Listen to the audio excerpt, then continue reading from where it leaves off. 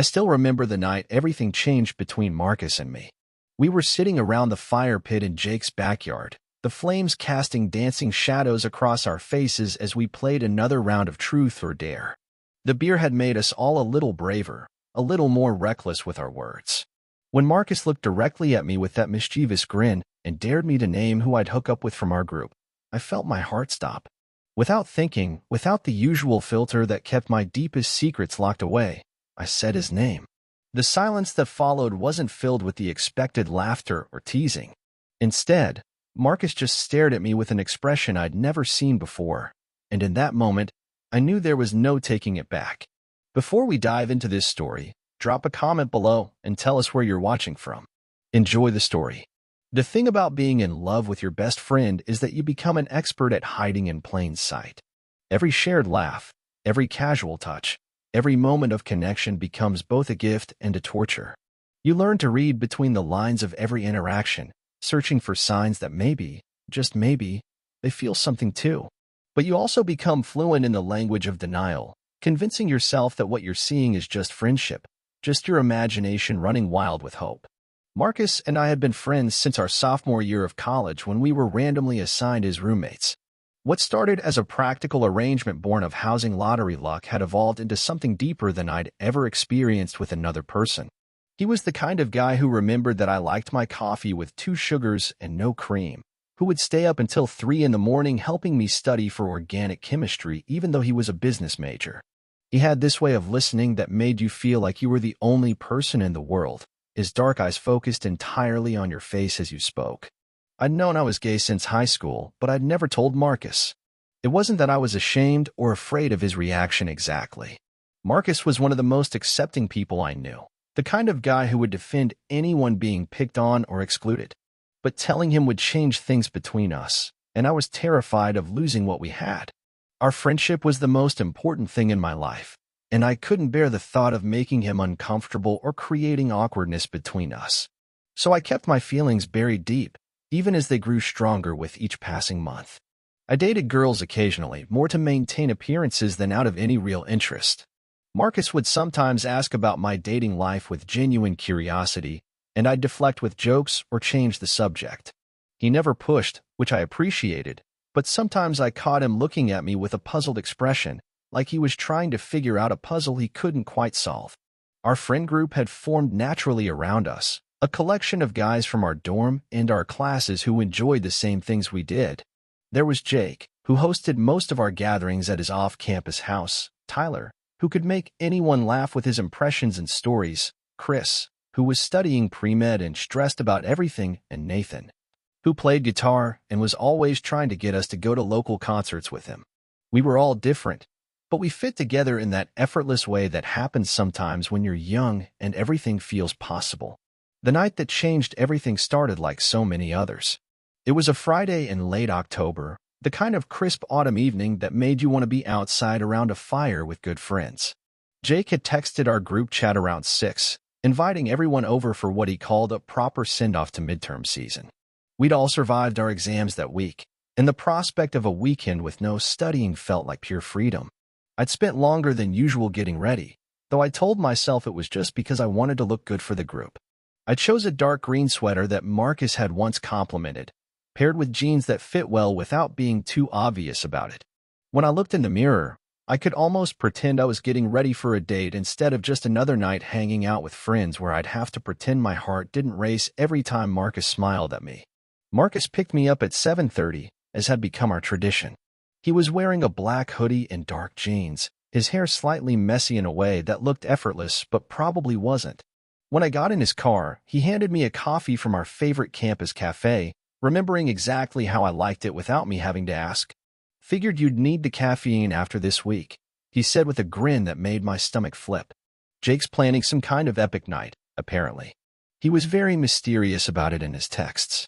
The drive to Jake's house was filled with easy conversation about our week, our plans for the weekend, a movie we both wanted to see. This was what I loved and hated most about being around Marcus. Everything felt so natural, so right, that I could almost forget about the feelings I was hiding. Almost. Jake's backyard was already set up when we arrived. He built a proper fire pit the previous summer, surrounded by mismatched chairs and a couple of old couches he'd rescued from somewhere. String lights hung between the trees, creating a warm, intimate atmosphere. The other guys were already there, beers in hand, looking relaxed and happy in the way that only comes at the end of a stressful week. Finally, Jake called out when he saw us approaching. Now we can get this party started properly.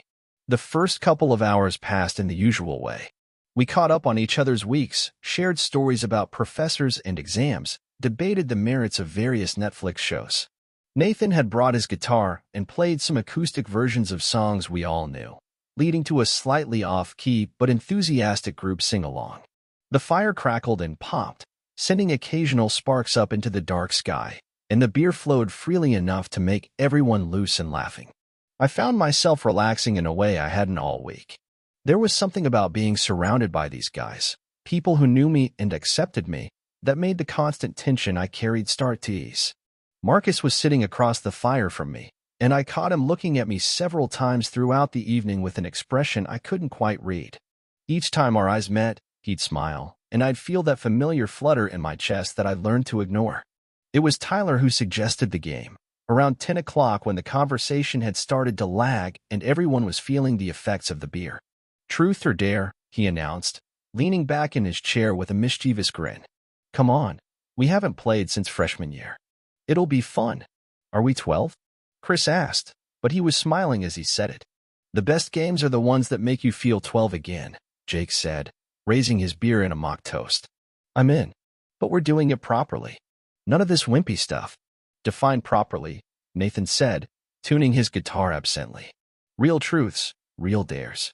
Nothing you'd be comfortable doing in front of your grandmother." We all laughed, but there was an edge of nervous excitement in the air. Truth or dare had a way of bringing out secrets and pushing boundaries, especially when alcohol was involved. Part of me wanted to suggest a different game, something safer, but the larger part of me was curious to see what would happen. "I'll start," Tyler said, looking around the circle before his eyes landed on Nathan. "Truth or dare?" "Truth," Nathan said without hesitation. "Lamest hookup story. Details required." Nathan groaned but launched into a story about a disastrous encounter at a house party the previous semester that had everyone laughing and cringing in equal measure. The game continued around the circle, with dares that involved texting ex-girlfriends, truths about embarrassing moments, and secret crushes on celebrities. I chose dare when my turn came, figuring it was safer than truth. Jake dared me to do my best impression of our economics professor, which was ridiculous enough to get everyone laughing and move the attention away from me quickly. I was starting to think I might make it through the game without any uncomfortable moments when Marcus chose truth and Tyler asked him about the craziest place he'd ever hooked up with someone. Marcus's answer involved a story about a study room in the library that was both funny and surprisingly detailed. As he talked, gesturing with his hands and grinning at the memory, I found myself studying his face in the firelight. There was something about the way he told the story, the confidence in his voice, that made me wonder about all the experiences he'd had that I knew nothing about. It shouldn't have bothered me. We were friends, not dating. He had every right to hook up with whoever he wanted, whenever he wanted. But the thought of him with someone else, being intimate with someone else, made my chest tight with jealousy I had no right to feel. The game continued, getting progressively more personal and daring as the night went on and inhibitions lowered. Chris admitted to having a crush on his study partner. Tyler dared Jake to post an embarrassing photo on Instagram. Nathan confessed to never having been in love.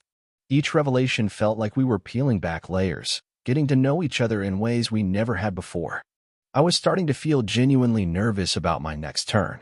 The questions and dares were getting more intense, more personal, and I wasn't sure I could handle something that might expose feelings I'd worked so hard to keep hidden.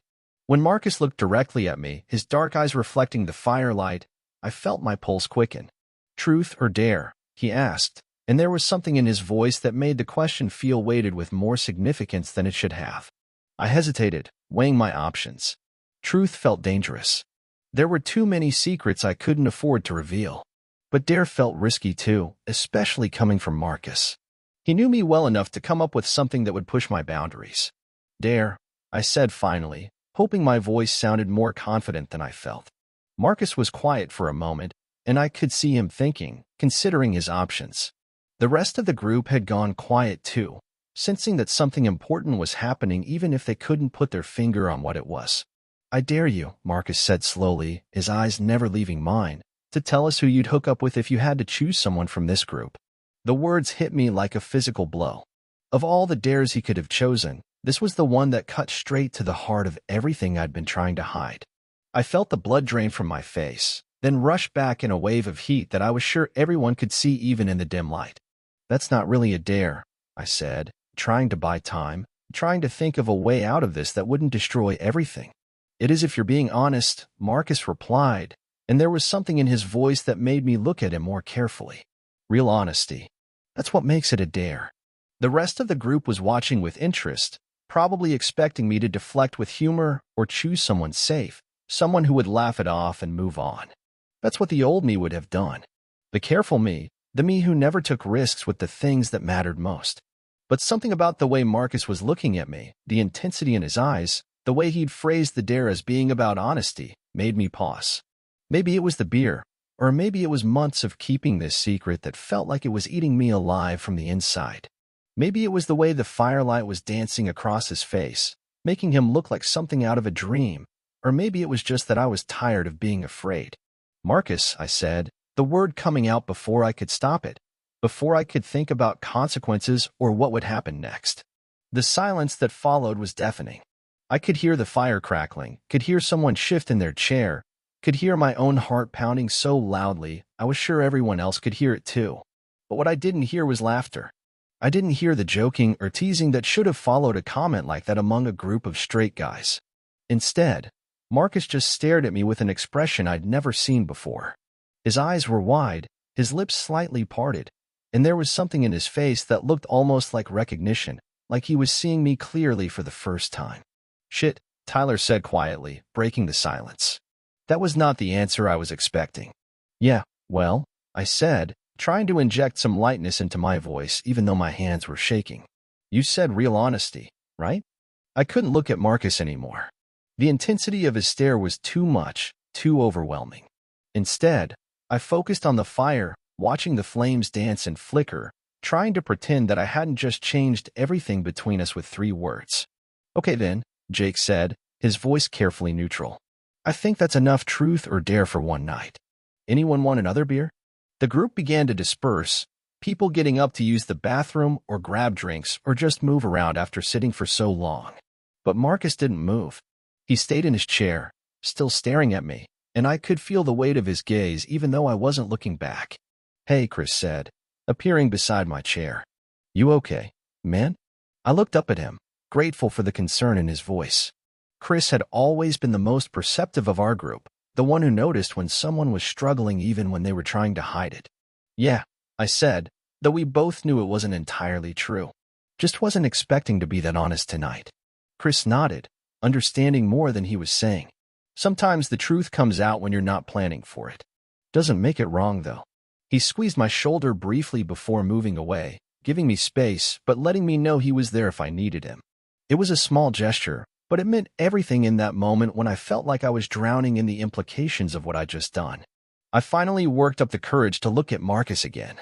He was still sitting across from me, but now he was leaning forward, his elbows on his knees, his expression thoughtful rather than shocked. "Can we talk?" he asked quietly, his voice barely audible over the conversations happening around us. My first instinct was to say no, to make some excuse about needing to get home or being tired. But I'd already taken the leap by saying his name. Running away now would only make things worse. "Yeah," I said, standing up on legs that felt unsteady. "Your car." He nodded, and we made our excuses to the group, saying we were going to make a quick run to get more ice. It was a thin excuse, but everyone seemed to accept it, or at least pretend to. As we walked toward Marcus's car, I caught Tyler watching us with a knowing expression that made me wonder how obvious my feelings had been to everyone except the person they were directed toward. The car felt smaller than usual as we sat in the front seats, the silence stretching between us like a physical thing. Marcus had started the engine but hadn't put the car in drive. Instead, we just sat there in Jake's driveway, the dashboard lights casting a green glow across our faces. "So," Marcus said finally, his hands gripping the steering wheel even though we weren't moving. "So," I echoed, not sure what else to say. "You said my name." I did. Because you meant it? Or because you were trying to shock everyone? The question caught me off guard. I'd expected him to be angry or uncomfortable or confused, but there was something almost hopeful in his voice that I didn't dare interpret too much. I meant it, I said quietly, figuring that if I was going to destroy our friendship, I might as well do it completely. I've meant it for a long time.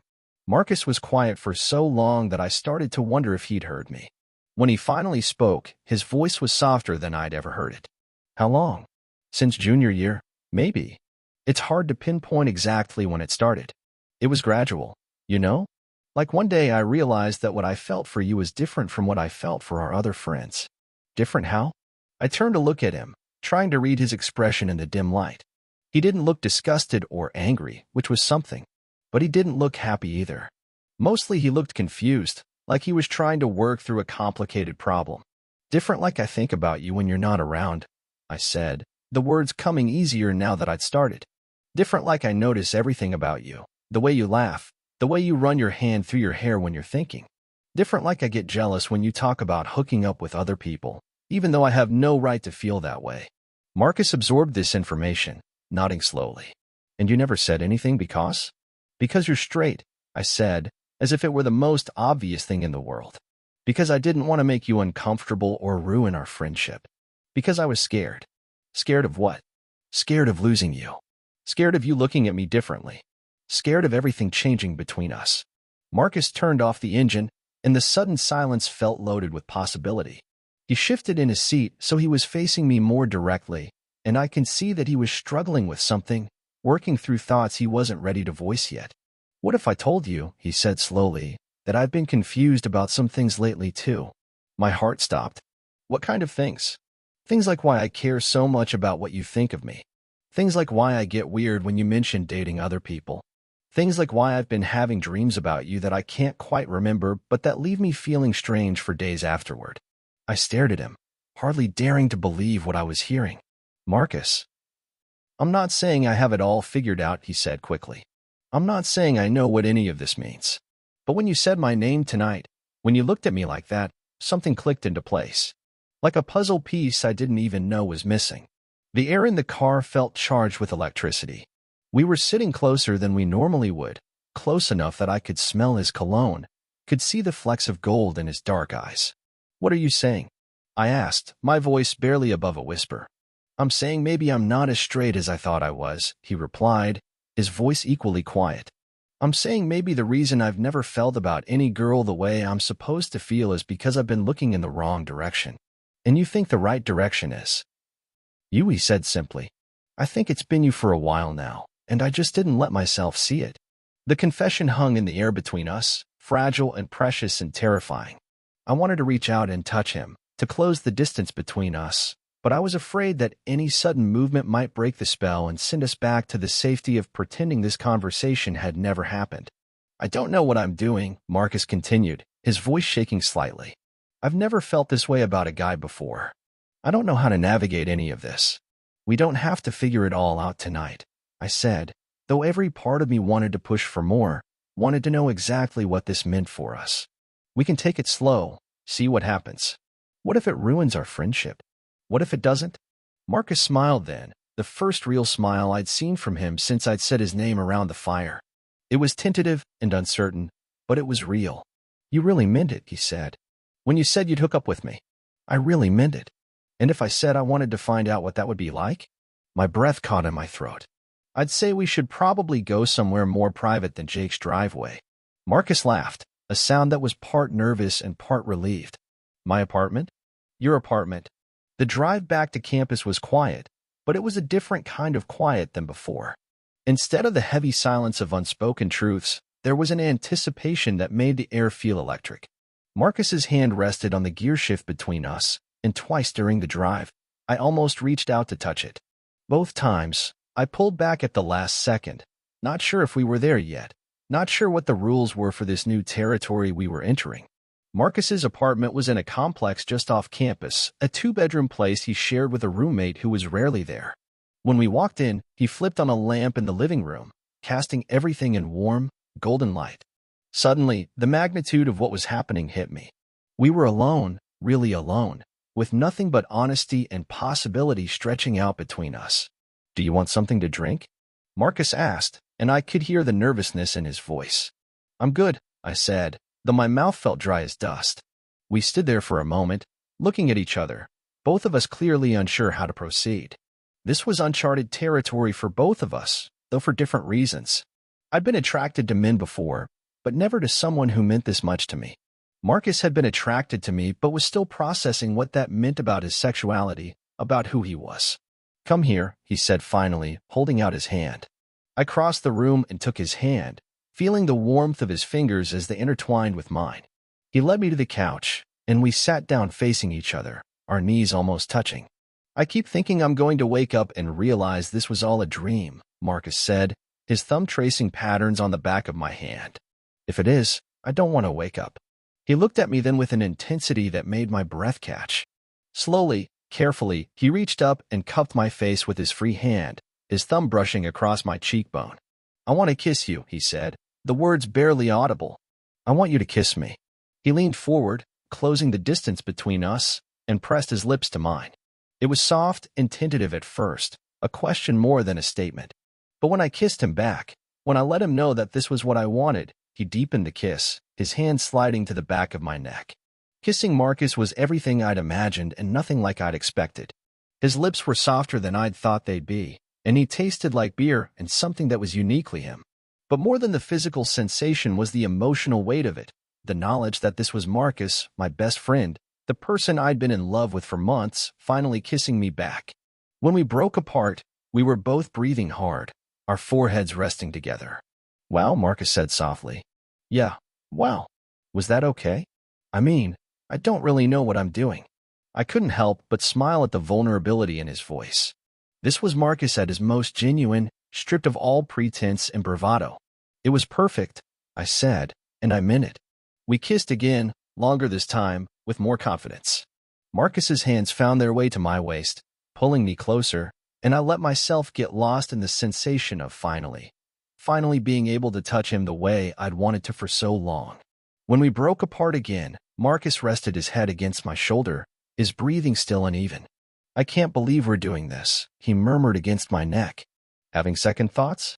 "No," he said quickly, lifting his head to look at me. "No, definitely not. It's just surreal, you know? This morning I thought I knew who I was, what I wanted. And now I'm sitting here with my best friend, who I just kissed, and it feels more right than anything I've ever done." The words sent a warmth spreading through my chest that had nothing to do with physical attraction and everything to do with the deep emotional connection we'd always shared. "So what happens now?" I asked. Marcus was quiet for a moment, considering the question. "I don't know," he said finally. "I mean, I know what I want to happen. I want to keep kissing you. I want to figure out what this is between us. I want to not have to pretend anymore that you don't mean everything to me. But I'm scared too. This is all new for me, and I don't want to mess it up. I don't want to hurt you because I'm still figuring things out." I understood his fear because I shared it. The stakes felt impossibly high because this wasn't just about attraction or physical chemistry. This was about our friendship, our history, our future. If we moved forward and it didn't work out, we'd lose more than just a relationship. We'd lose each other. What if we just take it one day at a time? I suggested. We don't have to label anything or make any big decisions tonight. We can just see how it feels and go from there. Marcus nodded, relief evident on his face. "I'd like that." "Good. Because I'd really like to kiss you again." He grinned, the expression transforming his face and reminding me why I'd fallen for him in the first place. "I think I can arrange that." This time when he kissed me, there was less hesitation, more certainty. His hands tangled in my hair, and I let myself sink into the sensation of being wanted by the person I wanted most in the world. We kissed until our lips were swollen and our breathing was ragged, until the space between us on the couch had disappeared completely. "Stay tonight," Marcus said when we finally broke apart, his voice rough with emotion. "Are you sure?" "I'm sure. I don't want this to end yet. I don't want to go back to pretending." I nodded, understanding exactly what he meant. The thought of going back to my own apartment, of lying in bed alone and wondering if this had all been real, was unbearable. "Okay," I said. "I'll stay." Marcus smiled, an expression of pure happiness that made my heart skip a beat. "Come on, let's go to bed."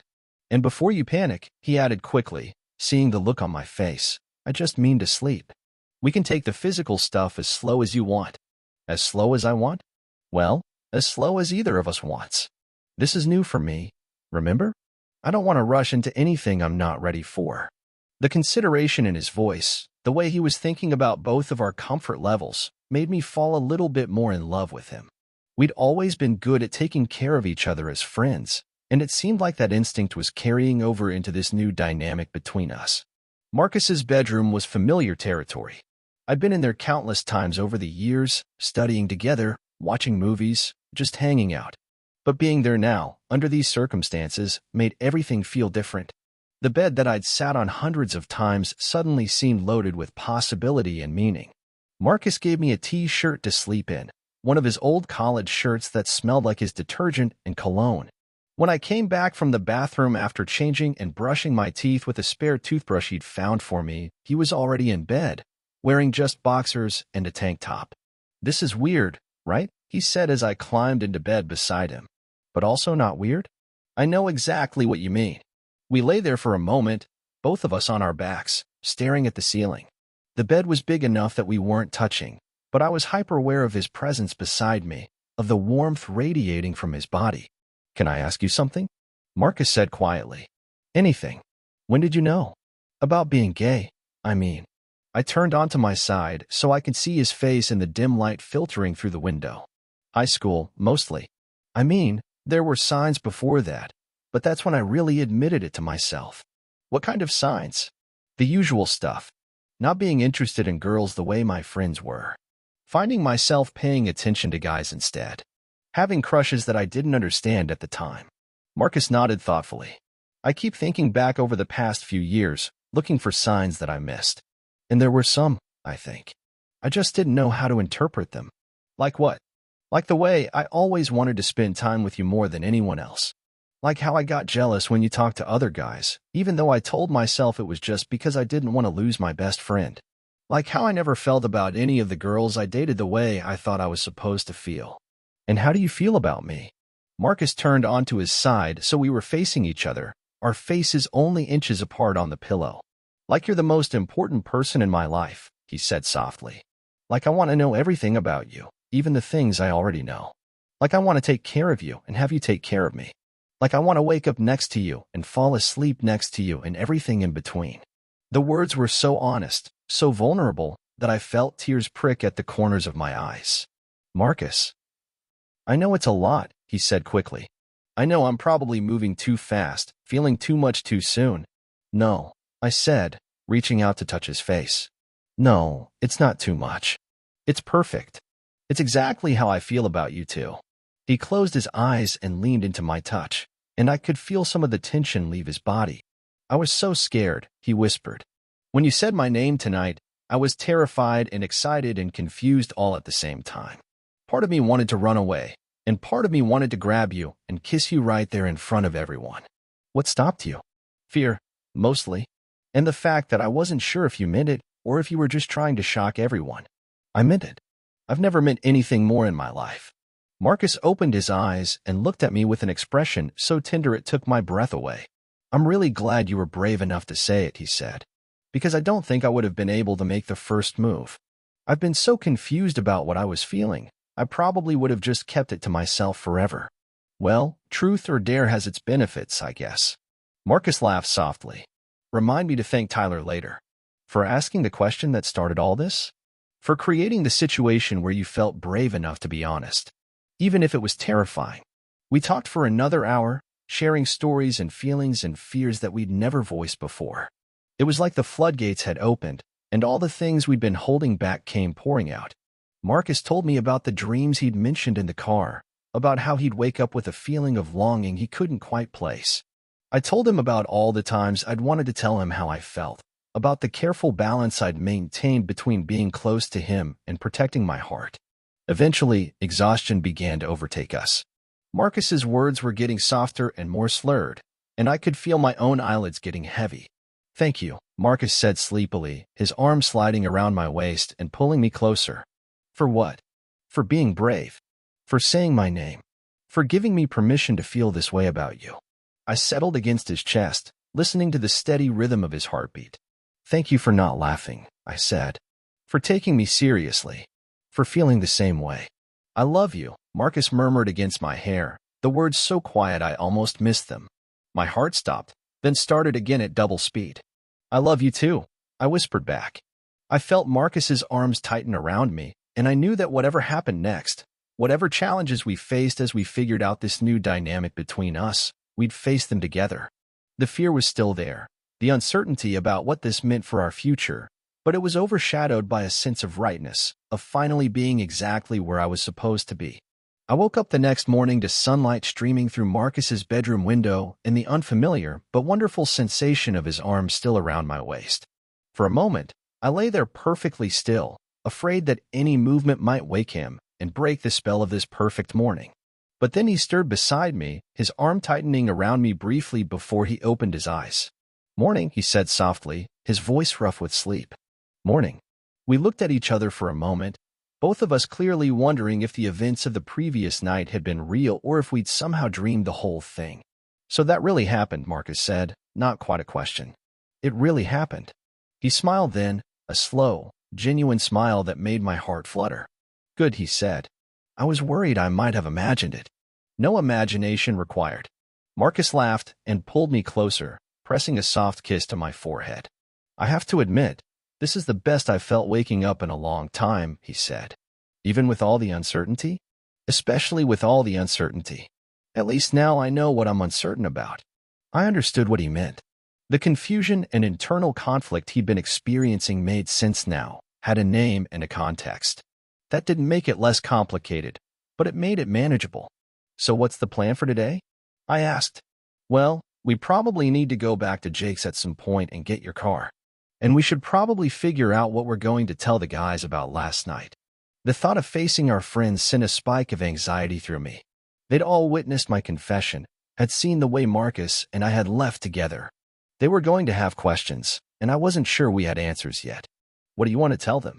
I asked. Marcus was quiet for a moment, thinking. The truth, I think. Or at least part of it. That we're figuring things out, that we care about each other, that we'd appreciate their support while we navigate this. You think they'll be okay with it? I think they'll be surprised, but yeah, I think they'll be okay with it. They're good guys. And honestly, Tyler looked like he'd figured something out before we even left last night. I remembered the knowing look Tyler had given us and realized Marcus was probably right. Besides, Marcus continued, I don't want to hide this. I've spent too many years hiding from my own feelings. I don't want to hide from our friends too. The conviction in his voice made me love him even more. This was Marcus at his best, brave and honest and willing to face difficult situations head on. Okay, I said. We tell them the truth. We tell them the truth. We lay there for a few more minutes, just enjoying the closeness and the novelty of being able to touch each other without pretense. But eventually, the need for coffee and food drove us out of bed. Making breakfast together felt surprisingly natural. We moved around each other in the kitchen with an easy familiarity, Marcus making coffee while I scrambled eggs, our bodies brushing against each other in ways that felt both casual and intimate. It was like we'd been doing this for years instead of hours. I keep waiting for it to feel weird, Marcus said as we sat at his small dining table with our breakfast. Does it? No, that's the thing. It feels like the most natural thing in the world. Like we should have been doing this all along. I knew exactly what he meant. Despite the magnitude of what had changed between us, there was an underlying sense of rightness to it all, like we'd finally stopped fighting against something that was always meant to be. After breakfast, we drove back to Jake's house to get my car. The driveway was empty except for my Honda, and I felt a mix of relief and disappointment that we wouldn't have to face anyone just yet. Rain check on the big conversation? Marcus asked as I got out of his car. Rain check, I agreed. But before I could walk to my car, Marcus called my name. When I turned back, he was getting out of his car, walking toward me with purpose. I forgot something, he said when he reached me. What? Instead of answering, he cupped my face in his hands and kissed me, right there in Jake's driveway in broad daylight. It was soft and sweet and completely unguarded, the kind of kiss that spoke of affection and promise and a future full of possibility. When we broke apart, I was smiling so hard my cheeks hurt. What was that for? For being brave enough to say my name, Marcus said, and for giving me the courage to figure out who I really am. The next few weeks passed in a blur of stolen moments and careful navigation.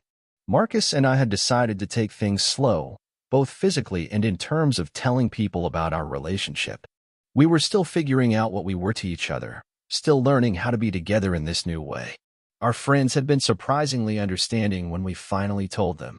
Tyler had just nodded knowingly and said he'd been wondering when we'd figure it out. Jake had been supportive, if a little awkward at first, but he'd quickly adjusted. Chris and Nathan had both expressed surprise but had been genuinely happy for us. The conversation had been easier than either of us had expected, and their acceptance had meant everything. The physical side of our relationship was progressing slowly but steadily. We'd moved beyond just kissing, but Marcus was still processing his attraction to men and what it meant for his identity. I was patient with his pace, understanding that this was all new territory for him. Every step forward felt like a gift, every moment of intimacy a revelation. But it was the emotional intimacy that really took my breath away. Being able to tell Marcus that I loved him, being able to hear him say it back, being able to touch him and hold him and wake up next to him, felt like a dream I was afraid to fully believe in.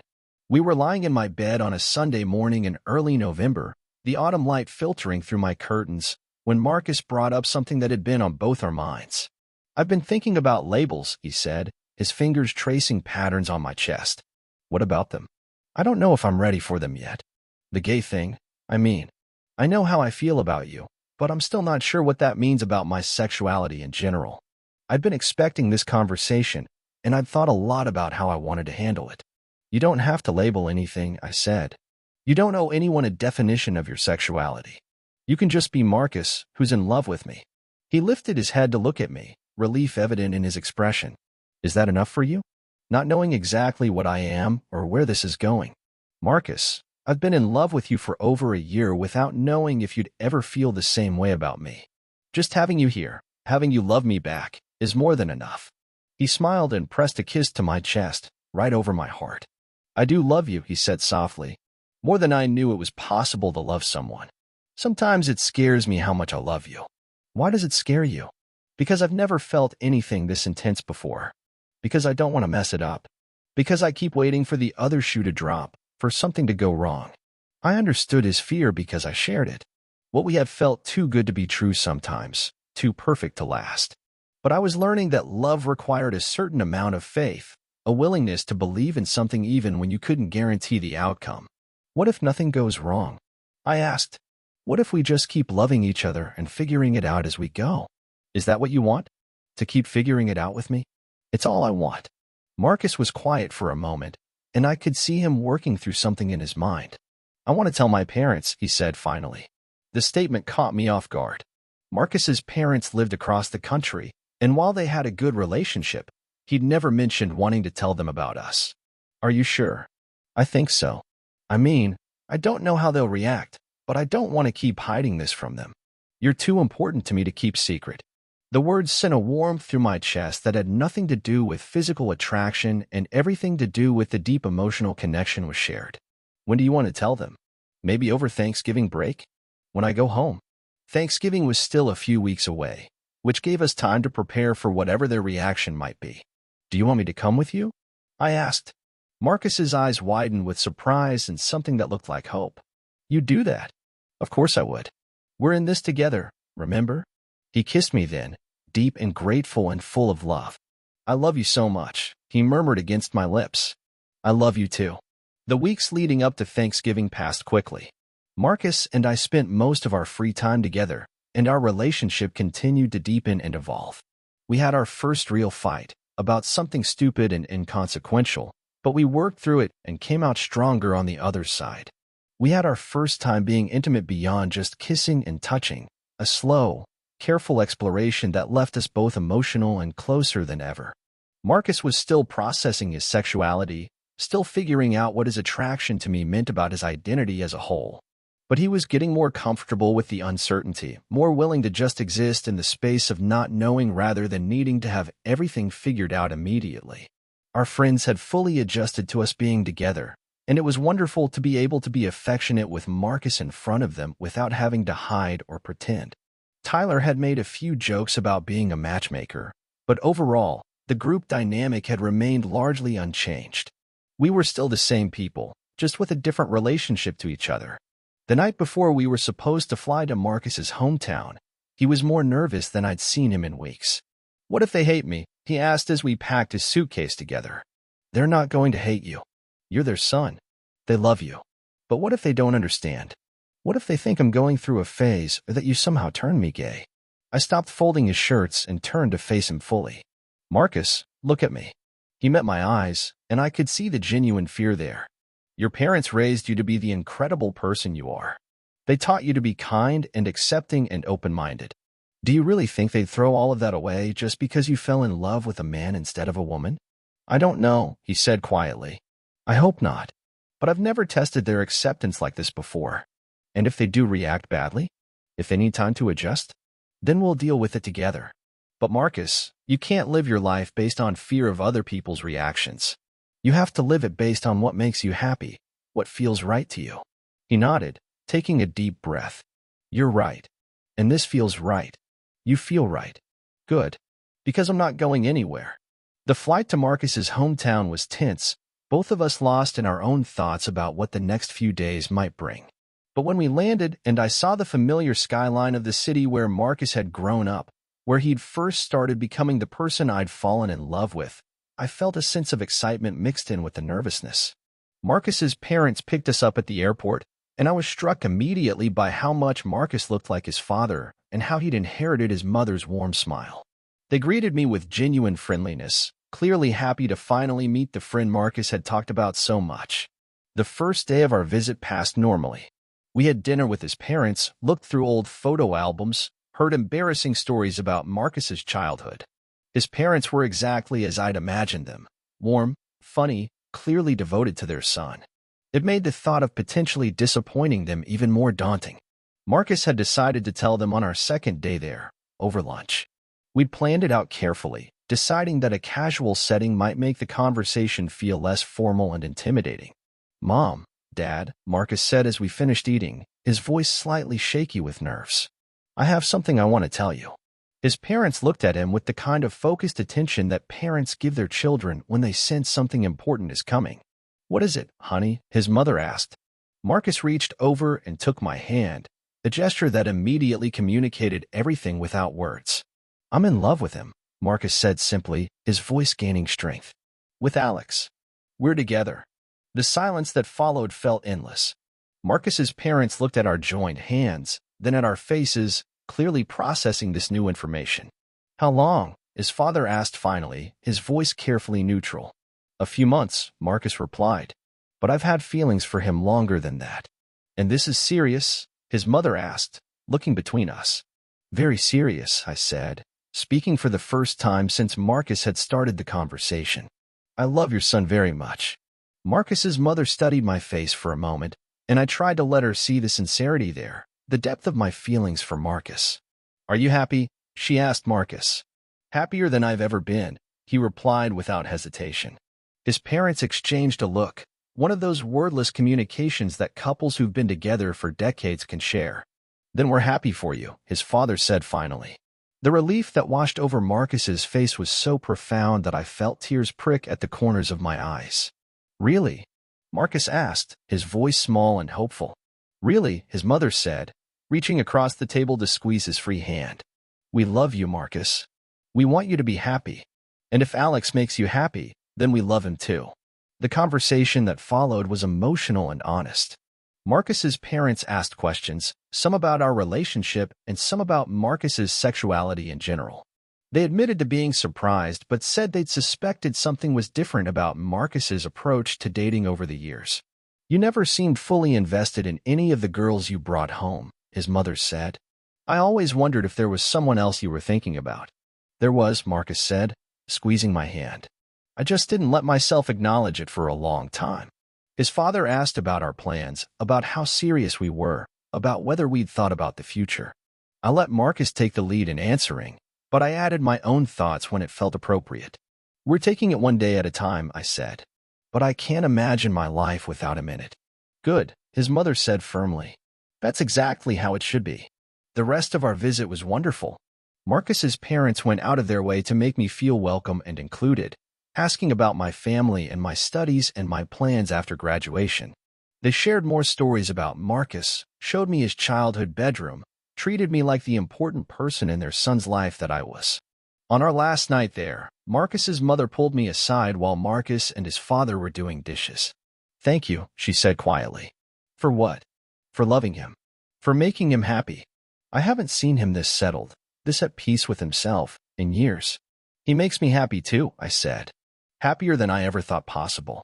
She smiled and patted my arm. I can see that. You two are good together. You balance each other out. I hope so. I know so. A mother can tell these things. The flight home was a completely different experience from the flight there. Instead of tension and anxiety, there was a sense of relief and joy and possibility. Marcus held my hand for most of the flight, not caring who might see or what they might think. I can't believe how well that went, he said as we waited for our luggage. I can. Your parents are amazing people who raised an amazing son. Of course they want you to be happy. I keep thinking about what my mom said, about me never seeming fully invested in the girls I dated. She was right. I was always holding something back, always feeling like something was missing. And now, Marcus turned to look at me, his eyes bright with love and certainty. Now I know what was missing. It was you. It was always you.